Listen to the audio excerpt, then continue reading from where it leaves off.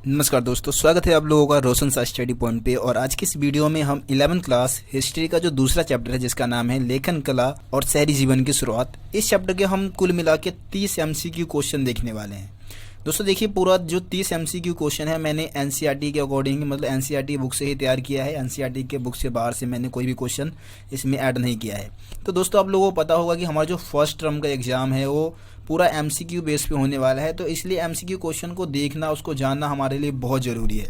वैसे चैप्टर को समझना बहुत ज़रूरी है। जिस बच्चे ने चैप्टर को समझ लिया वो कहीं से भी कुछ भी क्वेश्चन पूछ लिया जाए वो आंसर दे सकता है। लेकिन फिर भी MCQ क्वेश्चन को हम अगर एक बार कर लेते हैं तो हमें आइडियाज़ मिल जाता है कि हाँ यार, इस तरीके से MCQ क्वेश्चन आने वाले हैं। ठीक है, तो आज मैं 30 MCQ क्वेश्चन आप लोगों के साथ डिस्कस करने वाला हूं, जिसमें से लगभग 5 क्वेश्चन का आंसर आप लोगों को कमेंट बॉक्स में कमेंट करके बताना है। बाकी 25 क्वेश्चन का आंसर मैं खुद दूंगा आप लोगों को। इसके अलावा गाइस, मैं इस चैप्टर पे ऑलरेडी 4 वीडियो बना के पूरे चैप्टर को बहुत ही अच्छे से समझा चुका हूं। तो अगर आप लोगों ने अभी तक उन चारों वीडियो को नहीं देखा है तो एक बार जरूर देख ले, ताकि आप सारे MCQ क्वेश्चन को आसानी से समझ सके। दोस्तों अब हम पहला क्वेश्चन देखते हैं। पहला क्वेश्चन है, मेसोपोटामिया नाम यूनानी भाषा के किन 2 शब्दों से मिलकर बना है?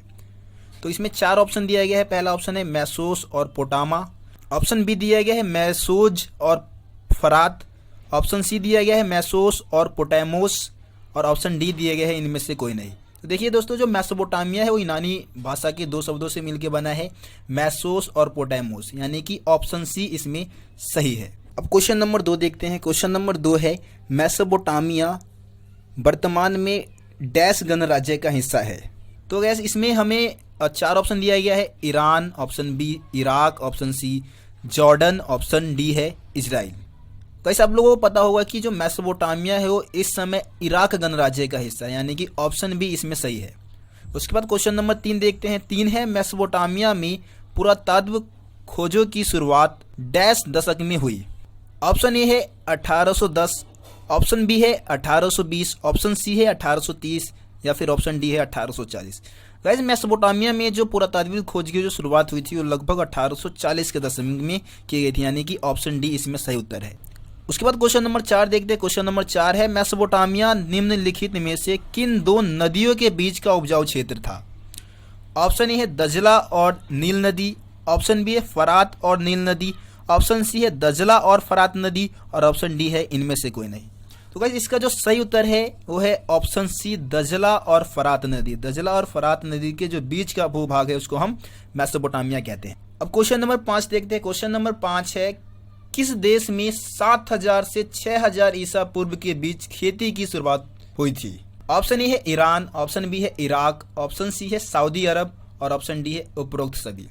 भाई देखिए, 7000 ईसा पूर्व से 6000 ईसा पूर्व के दौरान मेसोपोटामिया के जो पूर्वोत्तर दिशा है वहां पे खेती की शुरुआत हुई थी, यानी कि इस समय हम मेसोपोटामिया को किस नाम से जानते हैं? हम इराक के नाम से जानते हैं, यानी कि ऑप्शन बी इराक इसका सही उत्तर है। दोस्तों क्वेश्चन नंबर 6 देखते हैं। क्वेश्चन नंबर 6 है, कांसा तांबा और डैश से मिलकर बनता है? इसमें ऑप्शन ए दिया गया है एल्युमिनियम, ऑप्शन बी है लोहा, ऑप्शन सी है चांदी, और ऑप्शन डी है रागा, यानी कि टीन। तो गाइस जो कांसा है वो रागा और तांबे को मिला के बनाया जाता था, यानी कि ऑप्शन डी इसमें सही उत्तर है। उसके बाद क्वेश्चन नंबर 7 देखते हैं। क्वेश्चन नंबर 7 है, मेसोपोटामिया में किस चीज का अभाव था, यानी कि किस चीज की कमी थी मेसोपोटामिया में? ऑप्शन दिया गया है खाद्य संसाधन, ऑप्शन बी जल संसाधन, ऑप्शन सी खनिज संसाधन, ऑप्शन डी उपरोक्त सभी। देखिए दोस्तों, मेसोपोटामिया जो है वो खाद्य सामग्री के मामले में पूरी तरीके से संपन्न था। जल संसाधनों की भी कमी नहीं थी वहाँ पे कमी थी खनिज संसाधनों की, यानी कि ऑप्शन सी इसमें सही उत्तर है।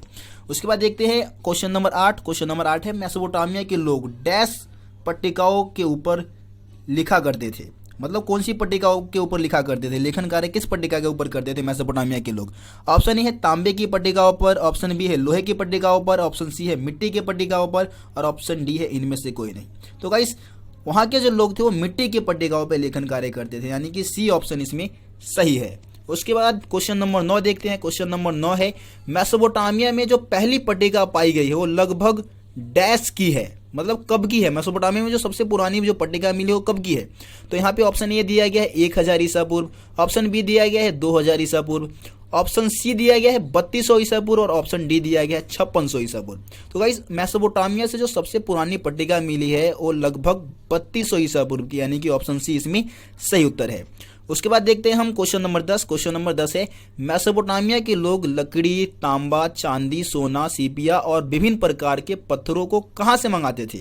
तो ऑप्शन ए है तुर्की से, ऑप्शन बी ईरान से, ऑप्शन सी खाड़ी पार के देशों से और ऑप्शन डी है उपरोक्त सभी। ये बताना है कि ये सारी चीज़ों का आयात जो करते थे वो मेसोपोटामिया के लोग कहाँ से करते थे। ऐसे इस क्वेश्चन के आंसर आप लोगों को कमेंट बॉक्स में कमेंट करके बताना है। दोस्तों हम क्वेश्चन नंबर 11 देखते हैं। क्वेश्चन नंबर 11 है हमारे पास, मेसोपोटामिया की सभ्यता की निम्न में से कौन सी विशेषता है? ऑप्शन ए है शहरी या नगरी सभ्यता, ऑप्शन बी है लेखन कला का विकास, ऑप्शन सी है सुदूर देशों से व्यापार यानी कि दूसरे देशों से व्यापार करना, और ऑप्शन डी है उपरोक्त सभी। तो यहाँ पे उपरोक्त सभी यानी कि जो तीनों ऑप्शन दिया गया है वो सभी क्या है? मेसोपोटामिया सभ्यता की विशेषता, यानी कि ऑप्शन डी इसका सही उत्तर है। दोस्तों क्वेश्चन नंबर 12 है, वारका शीर्ष कहाँ से प्राप्त हुआ है? तो जो वारका शीर्ष है एक स्त्री की सर की मूर्ति है जो कि संगमरमर से बनाई गई थी, और ऑप्शन इसमें ए दिया गया है और, ऑप्शन बी है उरुक, ऑप्शन सी है मारी, ऑप्शन डी है बेबीलोन। तो इसका जो सही उत्तर है उरुक नगर से वारका शीर्ष प्राप्त हुआ है। दोस्तों क्वेश्चन नंबर 13 देखते हैं। 13 है, एनमरकर किस शहर का शासक था? ऑप्शन ए है उरुक, ऑप्शन बी है उर, ऑप्शन सी है सुमेर, ऑप्शन डी है मारी। तो गाइस जो एनमरकर था वो उरुक नगर का शासक था। उसके बाद क्वेश्चन नंबर 14 देखते हैं। क्वेश्चन नंबर 14 है, शाही राजधानी के रूप में कौन सा शहर खूब फला फूला? ऑप्शन ए है मारी, ऑप्शन बी है उर, ऑप्शन सी है उरुक, ऑप्शन डी है बेबीलोन। गाइस इसमें मारी नगर जो है वो सबसे ज़्यादा समृद्ध नगर था, मेसोपोटामिया का सबसे ज़्यादा शाही नगर था, मतलब यहाँ पे बहुत ज़्यादा अमीर और धनी लोग यहाँ पे रहते थे। क्वेश्चन नंबर 15 देखते हैं। 15 है, मेसोपोटामिया में एक पत्थर की मुद्रा बनाने वाले पत्थर उकेरने के लिए किस धातु के औजार की जरूरत पड़ती थी? मतलब कि अगर मेसोपोटामिया में कोई पत्थर की मुद्रा बना रहे तो उसको पत्थर को उकेरने के लिए किस धातु की औजार की जरूरत पड़ेगी? तो ऑप्शन ए है तांबा, ऑप्शन बी है कांसा, ऑप्शन सी है लोहा और ऑप्शन डी है टीन। तो इसमें जो ऑप्शन सी है लोहा वो सही उत्तर है, लोहे के औजार की जरूरत पड़ती थी। गाइस अब क्वेश्चन नंबर 16 देखते हैं। क्वेश्चन नंबर 16 है, मेसोपोटामिया की दुनिया को सबसे बड़ी देन क्या है? मतलब मेसोपोटामिया ने इस दुनिया को क्या दिया है? ऑप्शन ए है कला गणना, ऑप्शन बी है गणित के विद्यापूर्ण परंपरा, ऑप्शन सी है क एवं ख दोनों, ऑप्शन डी है उपरोक्त में से कोई नहीं।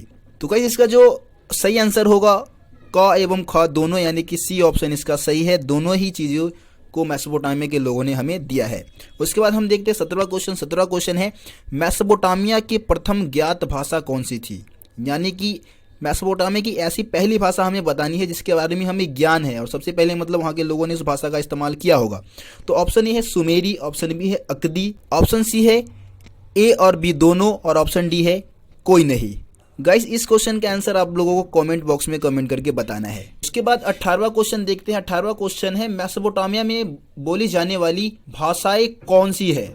ऑप्शन ए है सुमेरी, ऑप्शन बी है अकदी, ऑप्शन सी है अरामाइक, ऑप्शन डी है उपरोक्त सभी। तो देखिए दोस्तों, मेसोपोटामिया में उपरोक्त ये सभी तीनों भाषाओं का इस्तेमाल होता था। सबसे पहले सुमेरी, फिर अकदी, फिर अरामाइक, ये तीनों भाषा का इस्तेमाल वहाँ के लोग करते थे। उसके बाद हम 19वां क्वेश्चन देखते हैं। 19वां क्वेश्चन है, गिलगेमिस कहाँ का शासक था?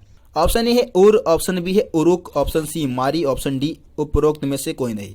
तो जो गिलगेमिस था वो उरुक नगर का शासक था। उसके बाद 20वां क्वेश्चन देखते हैं। 20वां क्वेश्चन है, उर शब्द किस देवता के लिए उपयोग किया जाता है? तो उर शब्द जो है वो किस देवता के लिए इस्तेमाल किया जाता है उसके बारे में हमें बताना है यहाँ पे। ऑप्शन ए है चंद्रदेव, ऑप्शन बी है सूर्यदेव, ऑप्शन सी है अग्निदेव, ऑप्शन डी है इनमें से कोई नहीं। तो जो उर शब्द है वो चंद्रदेव के लिए प्रयोग होता था मेसोपोटामिया में। दोस्तों क्वेश्चन नंबर 21 देखते हैं। क्वेश्चन नंबर 21 है, प्रेम और युद्ध की देवी किसे माना जाता था? ऑप्शन ए है उर, ऑप्शन बी है इन्नाना, ऑप्शन सी है एनमरकर, ऑप्शन डी है उपरोक्त सभी। गाइस युद्ध और प्रेम की देवी मेसोपोटामिया में इन्नाना को माना जाता था, यानी कि ऑप्शन बी इसका सही उत्तर है। उसके बाद क्वेश्चन नंबर 22 देखते हैं। क्वेश्चन नंबर 22 है, मारी के राजा किस समुदाय से थे? ऑप्शन ए है एमोराइट, ऑप्शन बी है अकदी, ऑप्शन सी है ज्यूट, ऑप्शन डी है इनमें से कोई नहीं। तो इसका सही उत्तर है ऑप्शन ए एमोराइट। अब क्वेश्चन नंबर 23 देखते हैं। क्वेश्चन नंबर 23 है, साइप्रस द्वीप अलासिया किसके व्यापार के लिए मशहूर था? ऑप्शन ए है कपड़े के व्यापार के लिए, ऑप्शन बी है सैनिक सामान के लिए, ऑप्शन सी है तांबे और टिन के लिए और ऑप्शन डी है इनमें से कोई। गाइस इस क्वेश्चन का आंसर आप लोगों को कमेंट बॉक्स में कमेंट करके बताना है। उसके बाद क्वेश्चन नंबर है 24वां, परिवहन का सबसे सस्ता या फिर सबसे सरल तरीका क्या है? ऑप्शन ए है जल मार्ग, ऑप्शन बी है रेल मार्ग, ऑप्शन सी है वायु मार्ग, ऑप्शन डी है उपरोक्त सभी। देखिए दोस्तों, परिवहन का जो सबसे सस्ता साधन होता है वो जल मार्ग होता है, क्योंकि जल मार्ग से आप क्या करोगे, आपको किसी भी प्रकार के ईंधन की जरूरत नहीं है। और पुराने समय में सबसे ज़्यादा लोग जल मार्ग का इस्तेमाल करते थे, क्योंकि उसमें क्या होता था कि नाव को बस चप्पू से चलाना होता था या फिर हवा के माध्यम से भी नाव चलते रहते थे, तो कोई ज़्यादा ऊर्जा या कोई ज़्यादा पैसे खर्च नहीं करने होते थे। लेकिन रेल मार्ग, इस समय अगर हम रेल मार्ग की बात करें, वायु मार्ग की बात करें, तो इसमें ज़्यादा पैसे खर्च होते हैं। उसके बाद हम 25वां क्वेश्चन देखते हैं। 25वां क्वेश्चन है, राजा अशुरबनीपाल ने कहां पर एक पुस्तकालय की स्थापना करवाई थी? ऑप्शन ए है निन्वे, ऑप्शन बी है और, ऑप्शन सी है उरुक, ऑप्शन डी है मारी।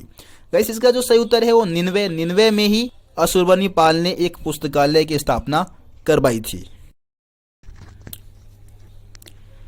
अब क्वेश्चन नंबर 26 देखते हैं। क्वेश्चन नंबर 26 है, दक्षिणी मेसोपोटामिया में किस समय बस्तियों का विकास होने लगा था?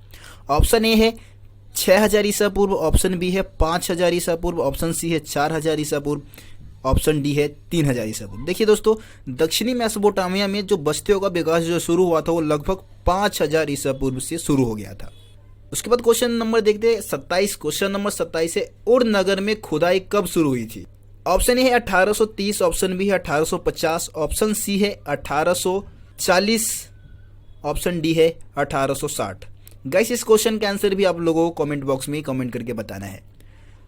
उसके बाद क्वेश्चन नंबर 28 देखते हैं। क्वेश्चन नंबर 28 है, गिलगेमिस महाकाव्य कितनी पट्टिकाओं पर लिखा गया था? ऑप्शन है 5, ऑप्शन बी है 6, ऑप्शन सी है 12 और ऑप्शन डी है 15। जो गिलगेमिस महाकाव्य था वो 12 पट्टिकाओं पर लिखा गया था, यानी कि ऑप्शन सी इसका सही उत्तर है। उसके बाद क्वेश्चन नंबर 29 देखते हैं। क्वेश्चन नंबर 29 है, दक्षिणी मेसोपोटामिया में कितने प्रकार के शहरों का विकास हुआ था? ऑप्शन ए है 4, ऑप्शन बी है 5, ऑप्शन सी है 3, ऑप्शन डी है 6। देखिए दोस्तों, दक्षिणी मेसोपोटामिया में 3 प्रकार के शहरों का विकास हुआ था। एक तो जो कि मंदिरों के आसपास विकसित हुए थे, दूसरे व्यापारिक केंद्रों के रूप में विकसित हुए थे, और तीसरे जो शाही शहर होते थे। इसके अलावा लास्ट क्वेश्चन देखते हैं। लास्ट क्वेश्चन है, 30वां क्वेश्चन है, मेसोपोटामिया में साक्षरता दर कैसी थी? ऑप्शन ए है बहुत कम, ऑप्शन बी बहुत ज़्यादा, ऑप्शन सी निम्न, ऑप्शन डी है सब पढ़े लिखे थे। गाइस, इसमें हम बात करें तो मेसोपोटामिया में क्या था, साक्षरता दर बहुत ही कम थी, क्योंकि वहाँ पे क्या था कि एक तो लिपि में चिन्हों की संख्या सैकड़ों में हुआ करती थी, जिसको आम लोगों की बस की बात नहीं थी सीखना। गाइस, ये 30 MCQ क्वेश्चन जो कि हमारे दूसरे चैप्टर का था वो मैंने बता दिया है। इसके अलावा यार, चैप्टर को समझना बहुत ज़रूरी है, NCERT बुक को रीड करना बहुत ज़रूरी है। अगर आप बिना चैप्टर को समझे आप पेपर में जाओगे, बस MCQ क्वेश्चन करके जाओगे, तो यार कुछ नहीं होने वाला है। तो इसीलिए यार पहले आप चैप्टर को समझिए अच्छे से, उसके बाद आप हर एक MCQ क्वेश्चन का आंसर आसानी से आप दे सकते। तो गाइस, इस वीडियो में इतना ही, मिलते हैं अगले वीडियो में, तब तक के लिए जय हिंद, जय भारत।